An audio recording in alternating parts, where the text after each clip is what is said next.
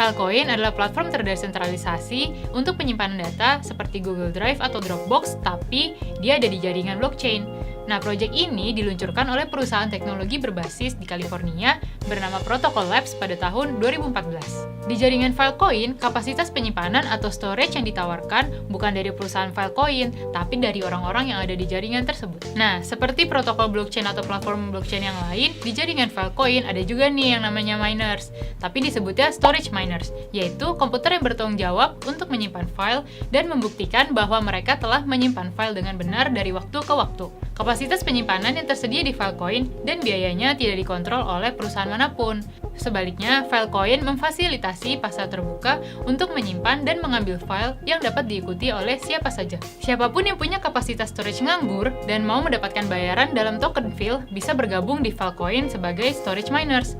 Dan siapapun juga boleh nyimpan data di Filecoin dengan membayar biaya kepada storage miners tersebut. Storage miners di Filecoin ini, selain menyediakan kapasitas storage, mereka juga harus memverifikasi integritas data klien, menyimpannya, dan memastikan datanya dapat diambil dengan cepat.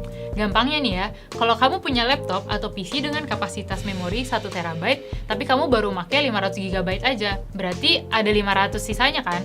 Nah, sisa ini bisa kamu pinjamkan di jaringan Filecoin untuk menyimpan data orang lain yang ada di jaringan Filecoin. Dan kamu bisa mendapatkan reward atau imbalan dari orang-orang yang menyimpan data di storage kamu.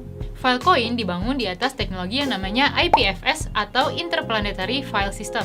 Apa sih IPFS dan apa hubungannya sama Filecoin? Nah, IPFS ini adalah protokol kumpulan jaringan open source yang memungkinkan pengguna untuk menyimpan dan mentransfer data yang dapat diverifikasi satu sama lain. Pengguna IPFS menyimpan data di jaringan dengan melakukan pinning di hardware mereka sendiri ke layanan cloud pihak ketiga yang dikenal sebagai layanan pinning, atau melalui sistem berorientasi komunitas di mana sekelompok pengguna IPFS berbagi sumber daya untuk memastikan konten tersebut tetap aktif.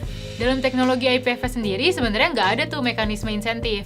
Nah, kurangnya mekanisme insentif inilah yang ingin diselesaikan oleh Filecoin.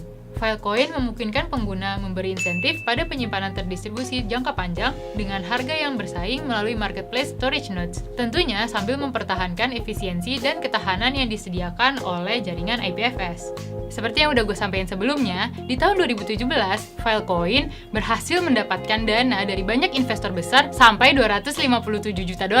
Yang ikutan ICO-nya juga nama-nama besar nih, ada Winklevoss Capital, Skype, Coinbase, dan lain-lain. Apa sih yang bakalan bikin Filecoin ini terus berkembang di depannya? Karena Filecoin ini dibangun di atas IPFS. Filecoin dimaksudkan untuk menjadi pasar penyimpanan yang sangat terintegrasi dan mulus yang memanfaatkan fungsionalitas dasar yang disediakan oleh IPFS. IPFS sendiri udah banyak digunakan oleh perusahaan-perusahaan besar, seperti NASA, Google Books, Wikipedia, dan lain-lain. Nah, pada April 2020 kemarin nih, ada beberapa perusahaan raksasa internet seperti Netflix, Facebook, Google, JD.com ngumumin kalau mereka udah mulai menggunakan IPFS. Inilah yang bikin antusiasme orang-orang terhadap Filecoin tinggi banget, bahkan sebelum mainnetnya diluncurkan.